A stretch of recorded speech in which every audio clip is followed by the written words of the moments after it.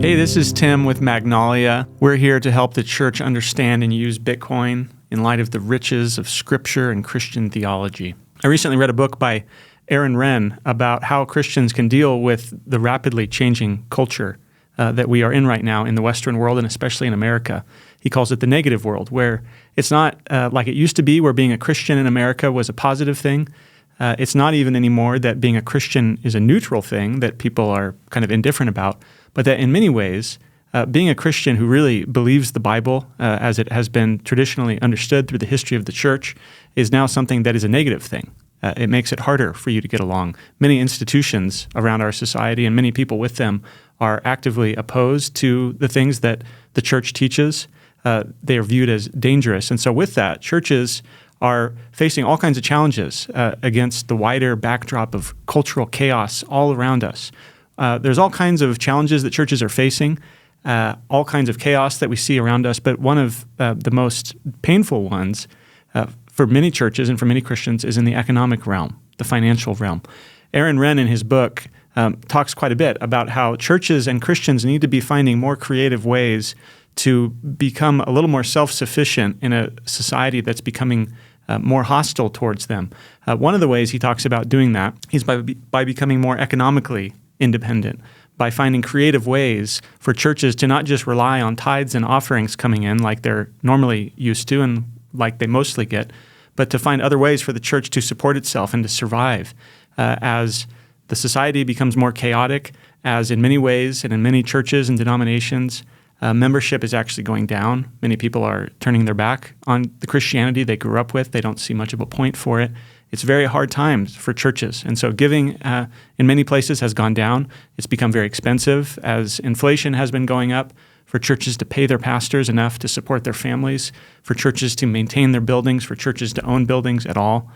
And so Aaron Renn doesn't talk about Bitcoin in his book, but I think it fits really perfectly with exactly what he's talking about. And I think he's right, that churches and Christians need to find ways to become more resilient in times that are getting harder and harder for Christians. Bitcoin is, I think, the best form of money that's ever been invented. I want to start by talking about what money is. Money is simply an invention. It's something that humans have created. It's shown up all over the world in all kinds of societies. It's actually, even though we use it all the time and it's all over the place, it's actually one of the most important inventions that's anyone's ever come up with. What it is, basically, is that it's what we call a medium of exchange. It's something that goes in the middle between two people who want to trade something. If all I have, let's say, are chickens, and somebody else has cows, but I don't really want cows, and he wants my chickens, but maybe I want somebody else's pigs over there, it's going to be really hard for us to trade with each other. And so eventually what different human societies have done at different times is they come up with something else called money to use to represent the value of these different things that they want to trade. And it makes it a lot easier for them to trade with each other. It makes it a lot easier for them to save up their value, their money over time and across space. Money in a society is typically the thing out there that is the most saleable, the thing that is most easily sold, something that I can transfer quickly, something that I can convert, something that I can chop up into pieces. The point of money is to make trade and comparison something that's relatively simple and easy.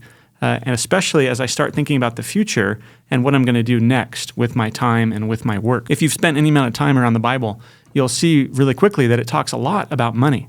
By the time the Bible is written, even in the Old Testament, money is widespread all over the world and all over the world of the Bible. In the Bible, it has all these warnings attached to it. It's all over the place. It's talked about a lot, but there's also all these warnings. And that's not because money is bad. It's not because money is inherently evil. It's because money is so important to our lives that it can so easily substitute for God. It's because it touches every aspect of our interactions with each other, every aspect of our societies that we're building. But it's not just that money is important in the things we do day to day in our lives and in our societies. The reason the Bible attaches so many warnings to money is because money is also closely tied to the future. And the Bible is deeply concerned, as the story of what God is doing in the world is very concerned about the future and the future of humanity and the future of the world. The future for all humans in this world as it currently exists is death. And so money quickly touches up against all kinds of questions around the meaning of my life before I die, what I do with my time, how I pass on what I care about to my children and to their children. And so because money touches up against all these issues around work and meaning and value and the future and with the future death, it becomes very easily a substitute for God, so that the Bible is always warning about it. But it is very important for us to understand, and the Bible expects Christians to understand and to use money wisely. Now, what makes money good? There's these different attributes that can make some things more likely to become a good money than other things. Some things don't really work very well as money. One of the first questions about what makes money good is whether it's durable. Is it something that lasts? Or is it going to rust or rot or corrode? Another question is it portable? Can I move it around very easily? Can I pass it on to somebody else when I want to trade with them? Can I send it to someone to hang on to me for me to come back to in the future? Another question is it fungible? Is it something that I can swap out for other pieces of it? Or is it hard to break up into pieces that can be changed back and forth? Another question is it something that I can verify? Can I test to make sure that this is what it really claims to be, that this is what somebody else is telling me that it is? Another question about what makes good money is it something that can be divided? Can I take a big piece of it and split it into small pieces in case maybe I don't want an entire cow, maybe I only want to buy a steak for my dinner? Another question, and this is actually probably the most important attribute of what makes money good, is it scarce? Is it something that's hard to make? Or is it something that someone can go out and easily photocopy? They can make lots of it. They can send it all over the place, all the versions of it they want. Money is good when it's scarce, when it's hard to make, when you have to work for it, where you have to put a lot of energy into finding more of it and to producing more of it. Another question about what makes money good is whether it has an established history. Do other people care about it? Do other people also view it as good money? And has there been this track record of people using it and being able to send it with each other and save with it and trade it with each other? And finally, another question about what makes money good is it resistant to being censored? Is it something that can be easily blocked? Is it something that somebody can step in and tell me, no, you're not allowed to send that to that person over there? Is it something that can be easily stolen or easily deleted? Those are the significant questions about what makes a money good, what people tend to gravitate towards when they're deciding what kinds of money they want to use. As you look at the history of humanity, people have used all kinds of things as money. They began with things like certain kinds of stones that were unusual or rare, or maybe some shells that were not very common but were very difficult for people to find or to make fakes of. People have used things like salt, they've used tobacco, all kinds of things like that. People also tended to gravitate towards certain metals, especially gold and silver. We call those the precious metals. Those all over the world began being used as money because of some of the attributes they have that we just talked about. They don't corrode. They are easy to melt down and to split up into smaller pieces. They're relatively easy to carry around and to send to other people. There are ways of verifying whether or not it's the real thing or not, or whether it's a fake version of it. Eventually, as people used more and more silver and gold for their money in more and more countries, and as trade around the world got more complicated, eventually people started keeping their money in banks, people that they trusted, and banks eventually started making promises on the basis of the money that they had in the bank. They would say, well, not everybody needs to carry gold around. We'll write a piece of paper that says this piece of paper is good for one piece of gold at my bank. And so people started actually using these pieces of paper as the money itself because everyone trusted that if you took those pieces of paper to the banks, they would be able to get exactly what the paper told them that it was promising them.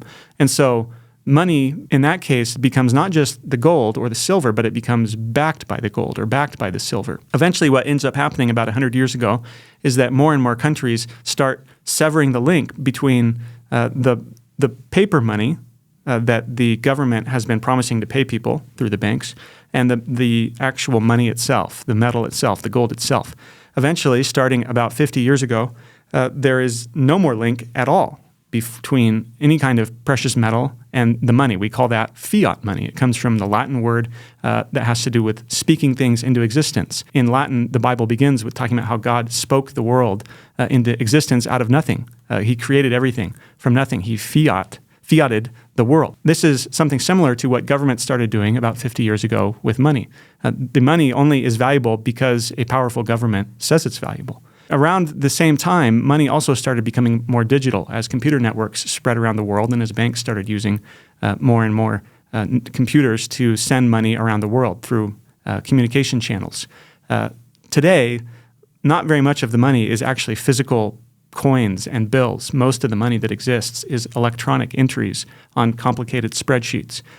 We'll talk soon about a different form of digital money called Bitcoin that, unlike the fiat money that we are using today that our government enforces and says that we have to use, it is actually very scarce. It's hard to reproduce and it's easy to verify, unlike fiat money today.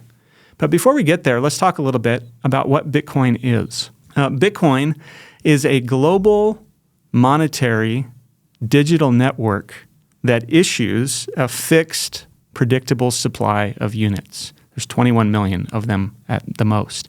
Let me say that again. Bitcoin is a network all over the world with a money at the center of it, a computer network that's issuing a fixed, predictable supply of 21 million units. But nobody's in charge of Bitcoin. Bitcoin is decentralized. It's spread out all over the world. There's no CEO of Bitcoin. There's no company that makes sure that the Bitcoin is doing what it's supposed to do. The network's own rules, the computer network's own rules, and the money that gets sent to people when they follow the rules, that incentivizes everybody to tell the truth and to play by those rules, to play fair with each other. There's basically three central pieces to the Bitcoin network. There are what we call keys. You could kind of think of this as like a password. A key is something that lets you update the record of all the Bitcoin that exists in the world. You use this private key. You are the only one who knows what it is. Nobody else knows what it is. But it's easy for other people, once you've used it, to verify that you are the one who has the right to use that key. So nobody knows what the key actually is, but it's easy for them to see that, oh, okay, you had the right to send that. There's also the second piece of Bitcoin are a certain kind of computer called nodes. The nodes are these computers that store the record of everything that's ever happened on Bitcoin. We call that the blockchain. And the nodes are enforcing the rules of Bitcoin through updating the record and through making sure that everybody's playing by the rules on it and they reject anybody who's trying to break the rules. They update this ledger all over the world every 10 minutes. So you use your key to broadcast a transaction. I want to send some Bitcoin over to this guy over here. I use my key to show that I have the right to control my Bitcoin right here. And I broadcast that out to the nodes. The nodes make sure that I actually have the right to send it. And then they send it out to another kind of computer called miners to update onto the ledger. The nodes make sure that everyone plays by the same rules. They reject everything else. The third piece I already mentioned are these computers called miners. The miners are a different kind of computer. They are issuing and securing the network by doing lots of work on computing number guessing, basically. They try to find the next update to the ledger by guessing a number out of a huge number of possibilities. The miners are doing this, and as they do this, they are putting the transactions that are wanting to go out there into order, and they're making sure that they get sent out to the right people. Again, kind of like the keys, when the miners do this, it's easy to verify that they've done it correctly, but it's extremely difficult for anybody just to go out there and try to solve on their own. You have to have a lot of work put into it. And so this is why there's more and more miners all the time playing this guessing game to try to be the one who wins by finding the next update to the ledger. Now that may confuse you, that may sound very complicated. Why do we need this? What's so important about this? I've alluded to this already, but let me talk to you a little bit about what's wrong with our current monetary system, what's wrong with our current economics, and why something like Bitcoin is so important and why it can be so helpful to Christians and to churches. Abusing money is not a new problem. This is something that has happened all over the world, in all kinds of societies, with all kinds of monetary systems, with all kinds of government systems. The classic way that this would be done was when money was still an actual physical coin or a physical bill, things like that. With the coins, let's say it's a silver coin, one of the easy ways to do this would be by clipping the coin. you shave off little tiny bits of the edges of the coin so that nobody really notices you're doing it at the beginning, but then you can take your shavings from the coins and you can melt them down and you can make new coins with them. So this has been very common, not just for people who are counterfeiting the money, but for kings and for rulers to do this themselves. They are the ones who, at some points in history, take to themselves the right and the privilege of being the ones to issue the money. And so occasionally what they will do, usually when there's a war to be fought, they will say, I need more money. I don't want to raise taxes because people don't like taxes. They get really angry when you do that. And so they collect a bunch of coins and they melt them down and they make them a tiny bit smaller without really telling anybody they're doing this. And then they send out all the coins back. And those who are connected the best, those who are closest to the king or to the government, get to benefit from that because there is new money now that everybody else doesn't know about, and you can go out and you can spend it. By the time it gets down to everybody else in the society, the prices on things have to go up because there's more money floating around. So that's the classic form of doing that. Another way of doing it is by them just putting less of the precious metal into the coin. So instead of, let's say, 90% silver, they say, well, now our coins are going to be 80% silver, and we're going to mix in something else, a base metal. This is why we call it debasement. Today, the modern form of this is through what we call fiat inflation. Central banks around the world create new money out of nothing, and they send it out into the economy. And those who are closest to the central bank, those who are closest to the government, benefit from it first. And everybody else in the society eventually has to pay higher prices for everything, and everyone's left trying to figure out how to adjust. This is not a new problem. The New Testament is written against the backdrop of the Roman Empire ruling over Judea. The Romans themselves eventually engaged in very serious debasement of their own currency. You can see this chart that I have here is the chart of the silver content of the Roman denarius. You remember the story about Jesus being asked whether or not his disciples need to pay taxes, and he says, give me a denarius. And so you can see in this chart that for quite a while, the Romans kept the silver content of the denarius pretty consistent. By the time Jesus is around in the first century, they've already diluted it quite a bit. And then as they face more and more serious societal problems, kind of like what we're facing today and kind of like our government is doing today, the Roman government was in more desperate need of more money, and they were having a harder and harder time getting it by taking it or by raising taxes. And so they, over a couple of centuries, diluted their coins very seriously until there was almost no silver left at all. You can see something like that happening in our own government today with the Federal Reserve and how it issues more and more money over especially the last 100 years since the Federal Reserve was created. If you look at this chart I have here, you can see that a dollar in 1913 has lost almost all of its value today. A dollar today buys you almost nothing compared to what it could buy you 111 years ago. If you kind of look at it from the other end, I have this other chart here of how much $100 could get you at the end of the 1700s compared to how many dollars you'd need today to get you the same thing. You can see that there are a couple of bumps in the history of the United States. These are usually around times of war. The American government, federal government, would suspend its connection between gold or between silver and gold and its dollars so that they could pay for the war. But then usually they would kind of dial that back somewhat and things would get a little bit back to normal.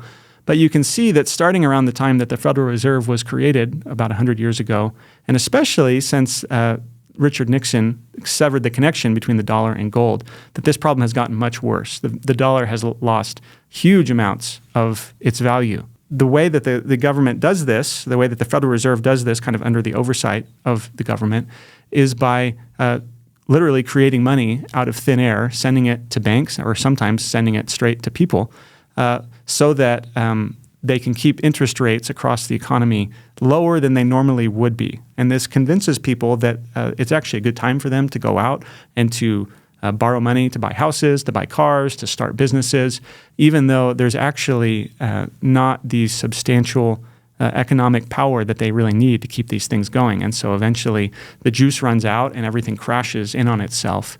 And usually what happens is the Federal Reserve prints a lot more money to deal with it, to keep people from rioting in the streets, and they send out lots more new money, but it just perpetuates the cycle. It gets worse and worse and worse, and we see this happening in our society. Inflating money like this creating new money that benefits those who are closest to the government and closest to the central bank, but harms everybody else. It's a form of fraud. It's a form of promising something that you don't actually deliver. It harms the poor, especially. It harms those who save up their money. It harms people like the elderly who have been working their entire life and are trying to live off of their savings. It makes it very hard for them to predict what's going to happen down the road. And the Bible, we'll see, is very critical of this kind of monetary fraud, of this kind of diluting of people's resources, this kind of deceiving them about how much what they think they're getting is actually going to get them. An economist named Friedrich Mises said this. He said, one of the privileges of a rich man is that he can afford to be foolish much longer than a poor man. I have here a chart of the money supply of the United States over recent decades. You can see a few years ago during the COVID pandemic that something like 35% of all the money that exists was printed within the span of a couple of years. Inflation shot up a couple of years ago. It's slowed down somewhat, but all that means is that the rate of inflation has gone down. The money is still getting less valuable. It all builds on top of itself. It gets harder and harder and harder. Because things have gotten more and more expensive. As a pastor, we had a building fund. We'd been saving up for years to try to buy our church a building. We were meeting in the school. We wanted to have a building. We were carefully saving extra money that we had year by year. At the time, we had it in a high-yield savings account that was getting us something like 0.5% of interest every year. In 2016, I went back and looked at this. In 2016, we had $200,000 in our building fund. Today, that is worth about $133,000 in today's dollars because there are so many more dollars floating around the system today. That means that effectively our church lost something like $70,000 just by sitting on a savings account that was supposedly giving us a high yield, but was really giving us so much of a lower yield than the inflation rate that we were losing money every single year. Churches all over the country, all over the world are facing this problem. It's a problem that is especially bad in the rest of the world. Inflation is something that has ruined countless lives all over Latin America, all over Africa, all over Asia. This is a huge, huge problem. You can see on this chart that all kinds of consumer goods have gone up in price. Things like education, healthcare, things that are usually more heavily regulated by the government. And this is the irony, is that governments try to deal with the problems they are creating by artificially trying to keep the prices down. But usually what ends up happening is they cause more problems. They cause the prices to go up. And you can see that, especially here, in recent decades, education, healthcare, housing, cars, these things have gotten way more expensive. Some things have actually gotten cheaper. Things like TVs, computers, cell phones, these things that are relatively unregulated. Many people think that inflation is just a normal part of life, that this is just the way things are. But I had a quote from Mises about how inflation is actually not an act of God. It's a policy. It's something that people choose to do. Inflation is engaged in by governments and by central banks because they're trying to help. They think it's going to help, but it actually ends up harming everybody. It causes all kinds of problems. And so deflation, things getting cheaper, is actually really more the norm in a society that has an economy that's growing, where people are coming up with more and more ways to invent more things that will make life easier for people. God has given us the ability to invent technologies that will make life more enjoyable for people, make it more prosperous for people. Normally, that would cause prices to be going down.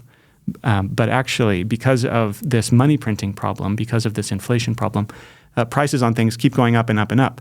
And we're told that this is normal, and this has to be the case, that if we don't inflate money, then everything will fall apart on us. I want to show you here, too. A lot of people look to the stock market. A lot of Christians are told that they should be saving by putting all their money in the stock market, that this is the same thing as what the Bible talks about when it says you should be wise by saving your money.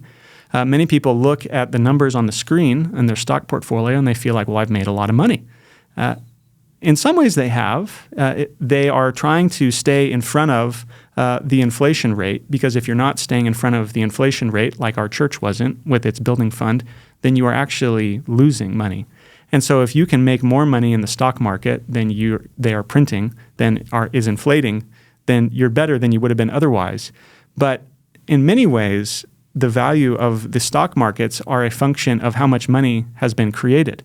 So if you look at the value of stocks around the world from about 2008, when we had the global financial crisis, until 2022, what you see there is that the U.S. stock market, kind of surveyed broadly, went up by almost 200%. That feels really good. It feels like I made a lot of money. But that's counting it in 2022 dollars. There's a lot more dollars today than there were in 2008. If you count the value of your stock portfolio in the same amount of dollars that there were in 2008, it actually looks a lot worse. The value of the U.S. stock market, broadly understood, actually went down by about 3% between 2008 and 2022. It's gotten a little better in the last couple of years. Inflation has slowed down somewhat. But right now, 2024, middle of 2024, we're actually, if you map the value of the S&P 500 in terms of the amount of money that's been created, the amount of money that exists right now, we're actually really no higher than we were in 2008. We're still basically at the same level. We've just been treading water this entire time. Bitcoin also inflates, but it inflates according to a schedule that can be predicted hundreds of years into the future. You know ahead of time how many Bitcoin are going to exist at different points in history. This is what makes Bitcoin so different than the dollar system that we're living in now, than the fiat system we're living in now. Nobody has any idea how many dollars are going to exist in a year or in 10 years or in 100 years. Bitcoin inflates according to a very predictable schedule. The inflation slows down every few years. Because it's predictable, it makes it something that people can plan around. It's something that's open to anybody. It's voluntary. It's peaceful. Nobody's forced to engage in it. Bitcoin, because of its properties, because of the rules that it's following and the ways that it secures itself, it's something that, for all intents and purposes, cannot be confiscated. It can be sent and it can be bought by anybody, anywhere. The gold standard, when we had our money backed by gold, ran into the ground in the middle of the 20th century because of how difficult gold is to move around. And because it's so difficult to move around, because it's so expensive to move around, it ended up getting centralized into banks. We ended up having to trust banks. We ended up having to trust governments to keep the gold for us and to not lie to us about how much gold they actually have. Bitcoin, like gold, retains its value over time. Like gold, it's very hard to make more of it. But unlike gold, it's easy to send all over the world, and it's easy to verify who has what and where it is. You don't have to trust that all the gold is in Fort Knox that they're telling us is in Fort Knox. You can see here, I have a chart of the inflation of the dollars versus inflation of Bitcoin. They are almost mirror images of each other. Since the middle of the 20th century, the number of dollars has skyrocketed. It's on an exponential curve. Whereas Bitcoin started out inflating very quickly, but it has slowed down very quickly. So that currently about 90% of all the Bitcoin that are ever going to exist are around right now. And it's going to take another 100 years for the remaining 10% to come into existence. And then after that, there's going to be no new Bitcoin ever. And so as we compare Bitcoin with the dollar and the Bitcoin with gold, we can see that Bitcoin combines the best features of the dollar with the best features of gold. Remember, money is the most saleable commodity. It's the most saleable thing around, the thing that I can easily transfer, that I can easily move. The dollar is easy to move across space. It's easy to send across the world. I can just get on a computer and I can say, send a wire transfer, send money to my friend over here. But it's not easy to send across time. It loses its value very quickly. Gold, the opposite is the case. It is very hard to send across space. It's heavy. It's expensive. You need lots of insurance. You have to be worried about people stealing it. It takes time. But unlike the dollar, it retains its value across time. A gold coin today will buy you basically the same thing that a gold coin 100 years ago would buy you. You can't say that about the dollar. Bitcoin, like the dollar, is easy to send across space, and it retains its value across time. And actually, it is becoming more and more valuable all the time because more and more people are realizing that this is something that will keep its value, that can't be cheated, that I don't have to trust untrustworthy actors and untrustworthy systems and entities to not dilute it for me. And so Bitcoin is retaining its value across time, and it's easy to send all over the world. You can start to see some of the reasons why this would be so valuable today and why it could be valuable for Christians and for churches, let alone everybody else. First reason that Bitcoin is so important is because it prevents confiscation. It is very difficult to steal. In our country, every bank can only exist because it has a permit from the government to exist. It is a franchise of the Federal Reserve System. Not just anybody can go out and start their own bank. You'll get in a lot of trouble if you try to do that. And because every bank is a franchise of the central bank, every transaction in every bank, every account in every bank can be blocked. Every transaction can be reversed. Bitcoin is decentralized. It's trustless. You can't be blocked out of it. There are examples all over the world, under all kinds of societies, of people being blocked out of their financial system, of being barred from banks.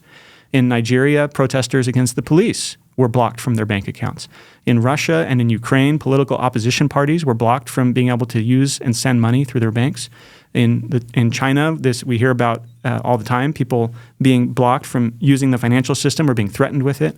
In Afghanistan, sometimes women are blocked from being able to use or own money and use bank accounts. A couple of years ago in Canada, people were blocked out of the banking system for honking as a form of protest against what their government was doing. So the Bible is, of course, opposed to theft. It is opposed to fraud. And I want to unpack that a little bit. We're going to look together at some different verses in the Bible, and I'm going to have to go through it quickly. The Bible praises and exhorts people to carefully and wisely save their money, to be prudent with their money so that they can pass it on to their children and to their grandchildren, so that they can be ready to face disasters that they can't control, that they can't predict, so that they can help out poor people when they're in need. The book of Proverbs speaks in all kinds of ways about money. Proverbs 10:5 says that the son who gathers in summer, before the hard times come in the winter, that he is a prudent son, he's wise. But the son who sleeps in the harvest time when he should be gathering is the one who brings shame to his family and through his family to the wider society. Proverbs 21:20 tells us that a wise man's house will have precious treasure and oil in it. It's a good thing to have savings. It's a sign of wisdom. It's a sign that you are submitting yourself to God, that this is God's world. The book of Proverbs opens by saying that the beginning of wisdom is fearing God. Saving money carefully is an extension of fearing the Lord, of recognizing that this is his world. Proverbs 21:20 tells us that a foolish man is the one who devours his savings, who burns through everything that those who came before him saved up for him. Proverbs 13:11 says that wealth gained hastily, or you could translate this as wealth gained by fraud, is going to dwindle, but whoever gathers little by little will increase it. Again, the economist Mises said this in 1942. He said, contrary to what we just heard about from the book of Proverbs, he said that inflation encourages a mentality of immediate gratification that is plainly at variance with the discipline and the eternal perspective required to exercise principles of biblical stewardship, things like long-term investment for the benefit of future generations. One of the wonderful things about Bitcoin is that it means that you can save instead of, like in our world today, constantly having to run around investing, trying to keep up with various investments because of inflation. Many Christians today are told in their churches and told through church financial wisdom programs that they should go out and be sending all their money into the stock market, and that this is the same thing as what the Bible talks about when it talks about saving. But those are actually not quite the same thing. Investing can be a form of saving. Investing is a good thing for some people to engage in when they know what they're doing, but most people don't know what they're doing. Most Christians don't know how to invest things, and so they spend a lot of money paying other people to manage it for them. They lose a lot of money having other people manage it for them. Bitcoin is something, because it's so predictable, like gold has been throughout its history, because Bitcoin is something predictable, you can save it up, and you can know that it's still going to be there later, unlike the dollar, which will be diluted more and more and more and more. Now, what does the Bible teach about various forms of economic injustice? First of all, of course, the Bible is opposed to theft. This is the 8th commandment, thou shalt not steal. And there's various forms of stealing. Stealing doesn't just mean I break a window and I climb in and I take somebody's TV. In the book of Exodus, one of the foundational stories of the entire Bible and of the New Testament, you have the Israelites enslaved in Egypt. Their labor is being stolen. Their time is being stolen. You have then, a little bit later in the Old Testament, the book of Judges, this period of time in between Israel's return to the Promised Land and the rise of the kings, especially King David. So you have this book of Judges, and what you have in the book of Judges is this cycle of people beating up God's people and robbing them and taking from them. You have the Midianites, you have the Moabites at different points. They are various regimes. You could say they are the government. They are in charge. And what they do is they roll in and they rob Israel. They rob Israel's money. They rob Israel's produce. They rob their crops. And Judges tells us about heroes who rise up and fight against that because it's wrong, because it's unjust. As we get to the book of 1 Samuel in the Old Testament, one of the most important chapters in the whole Bible is 1 Samuel 8, where Israel demands a king. They have been living with judges. They've been living under the judges with God really as their king. But in 1 Samuel 8, they look around at the nations around them and they say, wow, a king's pretty impressive. I'd like to have one of those. He can fight lots of battles for us. And the prophet Samuel says, what do you want a king for? God is your king. You're special. You don't need a king. And they say, no, we really, really want a king. And so Samuel goes to God and he says in prayer, oh, Lord, they're rejecting me. They're rejecting you. They don't want us anymore. And God says to Samuel, just give them what they want. It's actually a form of God's judgment on them. And so Samuel goes back to tell them, well, here's what's going to happen when you have a king. And as you read 1 Samuel 8, over and over and over again, Samuel warns them that the king is going to take and take and take and take. Eventually, Samuel says he's going to take 10% of everything you have. And that is so serious that Samuel says you will effectively be his slaves. Later on, this program gets worse and worse as Israel does get kings. They do have some decent kings, but even the really good kings end up doing all kinds of bad things. But mostly they have really bad kings that do exactly what Samuel warned them about. Later on, after David, after Solomon, we have a very bad king named Ahab, a classic biblical example of theft by government dictate. 1 Kings 21, King Ahab looks out his window. He sees a guy's vegetable garden. He says, that looks really nice. I really want that. He goes and he asks for it, and the guy says, no, I'm not giving it to you. This is my family's land. It's our family inheritance. Take a hike. Ahab goes and complains to his wife Jezebel, and she says, why are you being such a wimp? You're the king. Just take it. And so they kill Naboth, and they take his garden. And this becomes kind of a paradigm of how kings can say, well, I'm the king. I just want it. In a sense, because he said he wants the garden, it's legal. He is the king. What he says is the way things go in the ancient world. But at a deeper level, what the story is trying to tell us is that even if it's legal on paper, it is immoral, it is unrighteous, it is against God's law. You can't do that just because you're the king, just because you want it, just because you have a good idea. The Old Testament prophets continue to warn against all these kinds of things. They criticize Israel's kings and Israel's rulers for doing this kind of thing over and over and over again. Not just against the poor, although that's bad enough, but that they do it even against the middle class. And that's something that's worth criticizing, that even wealthier people who have things stolen from them, even that's wrong. You can't just say, well, you're wealthier. You have things better going for you, so I have a right to take it from you. The prophet Micah says in chapter 2, he says, they covet fields and they seize them and they take their houses. They take away from them a man and his house, a man and his inheritance. The Bible also criticizes not just outright theft, like what we've been talking about, but various more subtle forms of theft through various kinds of fraud. The Mosaic book of Leviticus says, right next to the verse about loving your neighbor as yourself, Leviticus 19 says, don't oppress your neighbor or rob him. And then it says, the wages of your hired worker shall not remain with you all night until the morning. God constantly all over the Bible warns against this practice of promising your workers one thing and giving them another. The New Testament book of James says the same thing. God is angry. Jesus is angry with Christians who rip off their poorer neighbors and friends by not giving them what they said they're going to give them. It's a form of fraud, especially when you are doing it through transactions that are opaque, transactions that someone in a vulnerable position doesn't really understand. Even if you kind of somehow get them to sign a contract, you can actually still be defrauding them. You can be tricking them into benefiting you in a way that is not fair to them, in a way they don't understand. The Bible also talks about various forms of inflation, of diluting valuable things. Again, this is a form of fraud, but it's a kind of a special form of fraud. In the book of Exodus, again, back to Israel's time in slavery in Egypt, you have a version of this when the Israelites are told, you need to go and make the same number of bricks with less straw. You have to go out and get the straw yourself, but we're going to expect the same exact thing from you. So the Israelites have to put in more and more work for the same output.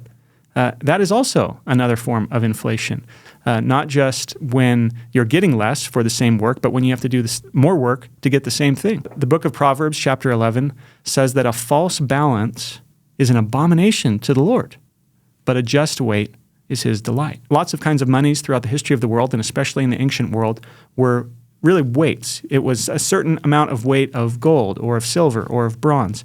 And so if you had a scale, if you had a balance, and if you could tweak it so that it would benefit you in the marketplace. So somebody thinks that they are weighing out, a pound of money, but really they're getting a lot less than that when you put it on the scales. That also is a form of fraud. It's a form of theft. You are stealing from people when you give them the impression that they're getting one thing, but they're actually getting another. The prophet Micah, again, God says, "Can I forget the treasures of wickedness in the house of the wicked and the scant measure that's accursed?" So I tell you I'm measuring out, a gallon of milk, but really what I'm doing is I'm measuring out 3/4 of a gallon of milk, but I'm not telling you that. God says, "Shall I acquit the man with wicked scales and with the bag of deceitful weights?" The answer, of course, is no. Now, what does the Westminster Confession say about this? If you don't know what the Westminster Confession is, this is a theological document from the 1640s, so about 400 years ago. Like I said, I'm a Presbyterian minister. In our church, if you are a minister, you have to subscribe to this confessional document that was written in the 1600s. It's a way of saying we think this is a really good summary of what the Bible teaches. And in our church, in our denomination, our churches are going to teach these kinds of things. We are going to voluntarily band together as those who think this is what the Bible says. The Westminster Catechism is famous for unpacking all of the 10 Commandments. The 10 Commandments still apply to Christians today. They apply to everybody all over the world. It gives us God's basic commands for all of humanity, how the world works best. This is God's world. He rules over it. He tells us how it should work. And so the 10 Commandments summarize for us everything that God wants for us in order for us to have a good world and a good life and to know him the best. The Westminster Catechism goes through each of the 10 Commandments and talks about them, not just in terms of what they forbid on the surface, but also all kinds of other ways that they apply. Specific things that they also deny, so like when it tells you don't murder, that doesn't just mean don't kill someone. It also means don't punch somebody if you're not justified in doing it. And so the Westminster Catechism goes through and it says, here's lots of detailed reasons and ways that the law applies. But it also, on the other side, it says, here's also what it requires. Here's the things that it says you have to do. So the command God gives, the sixth commandment to not murder, is not just a commandment about things not to do. It's also a command of things you should be doing. So it's the command not to murder is also a command, according to the Bible, to care about other people's lives, to preserve their life, to protect their life, to make their life more prosperous for them. And so the Westminster Catechisms go through these commandments, and I want to go to it to help us understand the Bible's teaching on various economic injustices that we've been talking about today.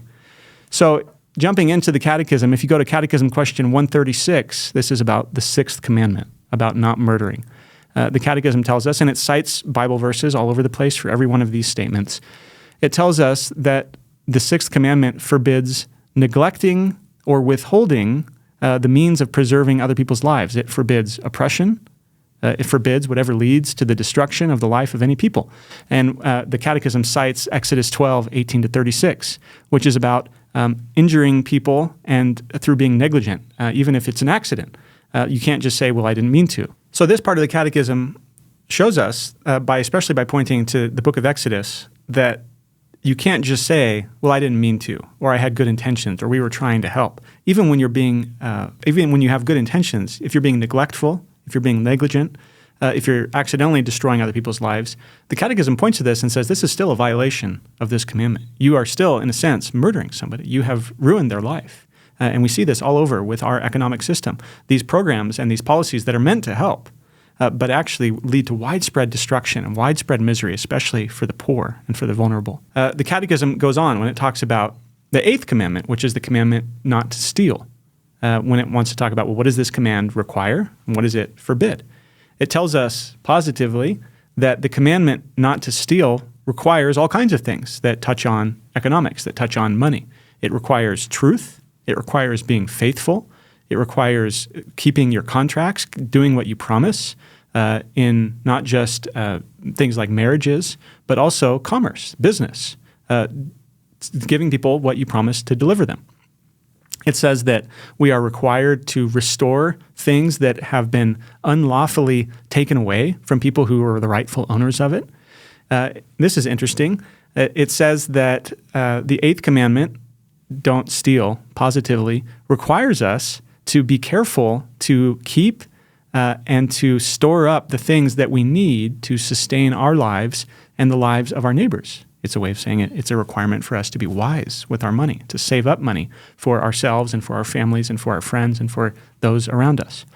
It also tells us that we should avoid suretyship, which is an old-time word that means not entering into complicated, convoluted contracts of debt, where people make promises to pay back money that they really have no intention of paying back, that they can't pay back. It forbids us from being the security on other people who have made foolish promises to pay money that they can't pay, that they won't pay. It also says, the Catechism also says that this commandment requires us to endeavor by all just and lawful means to procure, preserve, and further the wealth and the outward estate of other people as well of ourselves. This is just, again, echoing various points of Scripture. The book of Proverbs, chapter 27, says that the wise man should know the condition of his flocks. He should give attention to his herds, because riches don't last forever. If you just assume that your money will always be there, that your wealth will always be there, it will fall apart. It will dwindle away on you. You have to be careful. You have to think wisely and prudently about how to preserve wealth for the future. The Catechism, when it wants to talk about the flip side of this commandment, so that was what the eighth commandment, don't steal, what it requires. Here's the flip side. What does it forbid? The Westminster Catechism says it forbids theft, obviously, robbery. It forbids receiving anything that's stolen. It forbids fraudulent dealing, false weights and false measures, like we already talked about. It also forbids the removing of landmarks. This is a way the Bible explicitly forbids this. It's a way of moving boundary markers, of moving fences around when no one's paying attention so that I can make my land bigger and your land smaller. By extension, this is a way of saying we can't just make radical changes to things and to the ways that people have traditionally done things without thinking very carefully about the effects it's going to have. You could argue in many ways that our economic system right now is one giant removal of a millennia-long system of a landmark where people had real things backing money and they couldn't just create money out of thin air. The Catechism says that this command forbids injustice and unfaithfulness in our contracts between each other, or in matters of trust, when you promise me that you're going to take care of something for me and then you don't actually do it.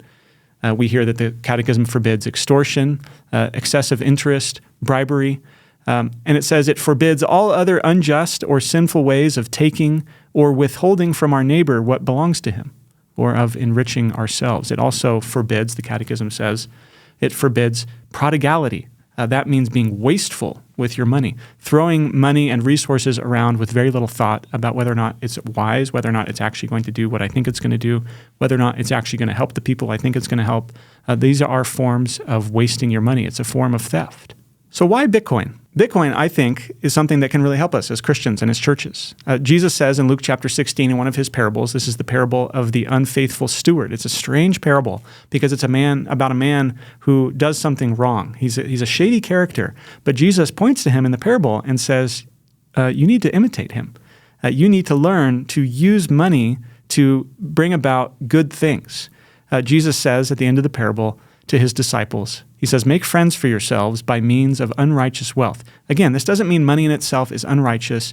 Jesus has just told a story about an unrighteous man who uses money to make friends for himself, to benefit himself later. In that sense, the man has used it unrighteously. People can use money in all kinds of unrighteous ways. In comparison to God's wealth in heaven, in comparison to the kingdom of God, it is relatively unrighteous because ultimately Jesus is about to say the real treasure and the real wealth is in heaven. Jesus says, here on earth today, you disciples of mine, he says, you need to learn some things from these shady characters around you in the world who know how to use money. He says, make friends for yourselves by means of unrighteous wealth, so that when it fails, and it will fail, they may receive you into the eternal dwellings. And then Jesus says, if you've not been faithful with the unrighteous wealth, who's going to entrust to you the true riches in heaven? Christians and churches should be thinking wisely about how to use money in this world. We shouldn't be too spiritual. We shouldn't say, oh, money's unrighteous. Money is a worldly thing that we shouldn't have to think about. We just need to pray. Jesus himself says, no, you need to be using money as worldly as it is in a way and as unrighteous as it is in a way. You need to use money and use your wealth to engage in activities that will bring eternal benefits to you and to those around you, that will bring you true riches in the kingdom of God. There are people all around us who are suffering. We've just seen that the Catechism tells us that these commandments about not murdering in the 10 Commandments, that they tell us that we need to work to preserve other people's lives. If we're leaders in ministry, if we're pastors, if we're teaching other people, we have an obligation to help them to preserve their life. And part of that means preserving their wealth. This is especially important to the poor because they are hurt the most by inflation, by these very opaque arrangements with debt and with money. Their savings and their ability to give are being devoured by the evils of money that can just be created at will. As churches, of course, we don't try to be investors. We don't want to spend our time trying to figure out how to make the most money. We have much more important things to be focusing on. We have a much more specialized task from God to be focusing on. But churches do have to deal with money. They do accept money from people. They do have to pay expenses. They have to pay people. They are required, if they can, to pay their pastors. And so churches have their own kind of obligation to try to be wise with their resources, with their wealth, especially as it is dissolving in front of them. There's a point at which I think sitting on dollars might just become poor stewardship because it's losing so much value so quickly. Even a small allocation to Bitcoin historically has meant people's ability to preserve their wealth across many years. Lots of churches today buy buildings and buy land thinking that they're going to be able to sell it later at a profit. Bitcoin is very easy to buy. It's very easy to sell. It's not hard to deal with the way that real estate is. Even just a 1% allocation to Bitcoin since Bitcoin came out over 15 years ago. If you just kept 99% of your wealth in cash and you put 1% of it in Bitcoin, it would have matched the S&P 500's performance. But, of course, churches and Christians need to be careful because Bitcoin is still very volatile. The price of it goes up and down very quickly, and so we shouldn't set money into it that we're going to need in the next few years. Bitcoin is also easy to accept as a donation. There are people in our churches who have Bitcoin who want to give it. Churches should be working. We would want to help you with figuring out how to accept Bitcoin and even how to hold on to it, not just turn it into dollars. We've already been talking about how inflation it harms the poor and the weak and the disconnected the most. And so these questions around money and what makes money good and why Bitcoin can help solve so many of these problems, this is a question of mercy. Scripture requires us as God's people to care about the weak and the poor. One of the most subtle but most insidious ways that the poor are harmed today is through money being created out of nothing. This inflation problem that it's not just a financial problem, it also ends up becoming a social problem. It becomes a societal and a cultural problem because it forces you, it encourages people to live for today. It encourages them to think only about the present moment because you don't know what tomorrow is going to bring. You can't save up your money for the future. One of the most common ways that people become poor and stay poor in our society is because they can't save for the future and they don't think about the future. They focus on things that bring them pleasure now, that want to help them now, and there's very little incentive for them to think about the future. And so these questions around Bitcoin are also questions around how do we care for the poor? How do we help them support themselves and their family and save up across generations?